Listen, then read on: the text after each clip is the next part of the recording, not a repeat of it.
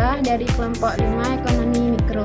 Sebelumnya, saya mengucapkan terima kasih kepada Bapak dosen pengampu yaitu Bapak Ahmad Jufri ME, dan di sini saya akan menjelaskan poin A yaitu konsep biaya produksi.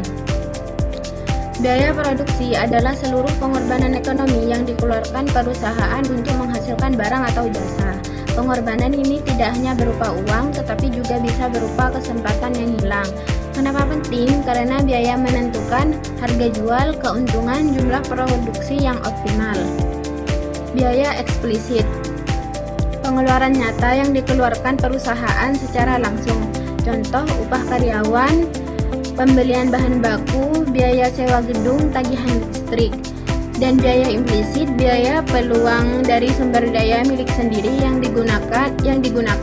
Contoh, pendapatan yang hilang, waktu pemilik, nilai waktu pemilik, dan bunga modal sendiri. Perbedaan utamanya, biaya eksplisit tercatat dalam pembukuan, sedangkan biaya implisit tidak tercatat namun tetap mempengaruhi keputusan ekonomi perusahaan. Biaya tetap, biaya variabel, dan biaya total. Biaya tetap fixed cost, biaya yang tidak berubah dengan tingkat produksi. Contoh, sewa gedung, gaji manajer tetap, biaya asuransi, dan depresiasi mesin. Biaya variabel atau variable cost, biaya yang berubah sesuai tingkat produksi. Contoh, bahan baku, upah tenaga kerja langsung, biaya listrik produksi, dan biaya pengiriman. Yang terakhir, biaya total cost, jumlah dari biaya tetap dan biaya variabel. Rumus TC sama dengan SC plus VC, merupakan total pengeluaran perusahaan untuk menghasilkan output. Baik, ini yang bisa saya sampaikan. Selanjutnya yang akan disampaikan oleh teman saya. Baik, di sini saya akan menjelaskan yang pertama yaitu berupa biaya rata-rata marginal. AFC biaya tetap rata-rata. Rumus AFC sama dengan FC Toki. FC sama dengan biaya tetap. Misalnya sewa gedung, gaji tetap. Ki sama dengan jumlah produksi. Penjelasannya yaitu AFC menunjukkan biaya tetap per unit barang. Semakin banyak produksi, Ki naik, AFC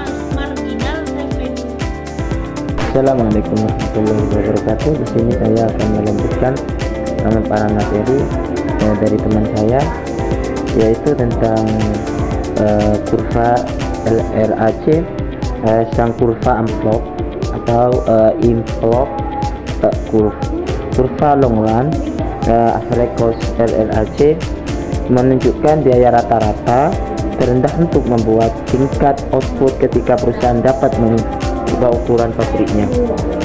Disebut kurva amplop karena ia membungkus perkumpulan kurva biaya rata-rata jangka pendek SRAC atau short run average cost. Proses dan sini saya akan menjelaskan proses pembentukannya. Bayangkan sebuah perusahaan memiliki pilihan untuk membangun pabrik kecil SRAC 1, menengah SRAC 2, atau besar SRAC 3. Dalam jangka panjang,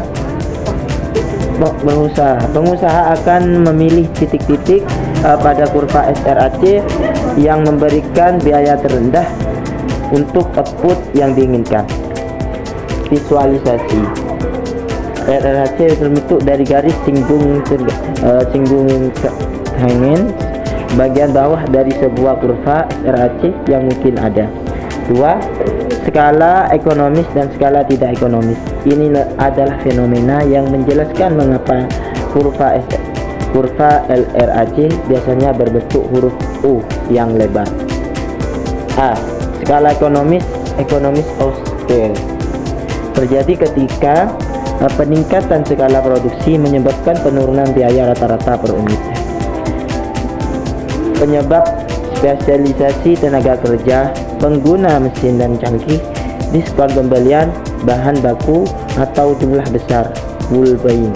Contoh B. Skala tidak ekonomis atau economies of scale. Jadi ketika perusahaan tumbuh terlalu besar sehingga biaya per unit turun meningkat. Penyebab masalah komunikasi, birokrasi yang gemuk dan kesulitan koordinasi antar departemen. Contoh sebuah perusahaan teknologi yang tumbuh terlalu pesat sehingga membutuhkan persetujuan sebelum menyusun. Berbeda dengan menyebabkan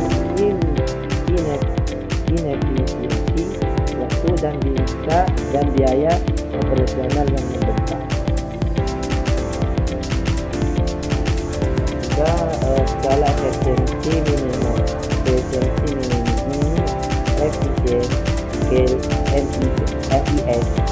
FES adalah tingkat output tertentu di mana biaya rata-rata jangka panjang mencapai titik minimumnya. Ini adalah titik manis di mana perusahaan telah memanfaatkan seluruh potensi skala ekonomi sebelum skala tidak ekonomis mulai muncul. Signifikan dasar jika MSS sebuah industri sangat besar, misalnya industri pesawat terbang, maka pasar cenderung akan dicapai oleh sedikit perusahaan besar. Oligopoli. Baliknya jika MIS kecil, misalnya kedai kopi, maka akan banyak pemain kecil yang bermain para penjual dan sekitar lain. Analisis. Ini saya akan menganalisis sebuah matematis dan contoh berikut. Secara matematis, biaya rata-rata jangka panjang dihitung dengan LRAC sama dengan LDC per di mana LDC adalah total biaya jangka panjang dan C adalah jumlah output. Contoh kasus sebuah perusahaan manufaktur global Fitch memiliki 3 pilihan skala pabrik dengan fungsi biaya total jangka pendek sebagai berikut. 1. Pabrik kecil SRAC tadi SRAC 1 2 AC sama dengan 100 bagi 5 tambah 0,50. 2 pabrik menengah SRAC 2 AC sama dengan 80 diambil tambah 0,4 Q2. Jika perusahaan ini memproduksi sama dengan 10 pabrik kecil 100 dibagi 5 dalam kurung 10 tambah 0,5 dalam kurung 100 sama dengan 100 dibagi 50 tambah 50 dan hasilnya itu sama dengan 100. Pabrik menengah B2 80 dikurangi 4 dalam kurung 10 tadi dikurung tambah 0,4 dikurung 100 sama dengan 80 dikurangi 40 tambah 40 sama dengan 80.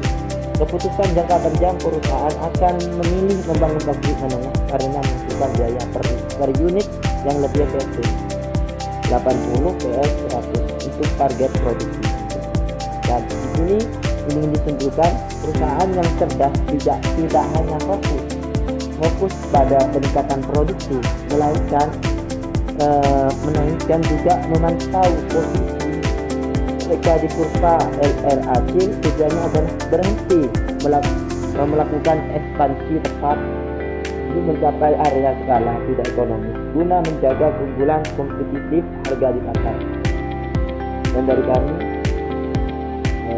manakala ada kata kurang berkenan atau diingatkan, saya mohon maaf yang sebesar-besarnya. Nah, inilah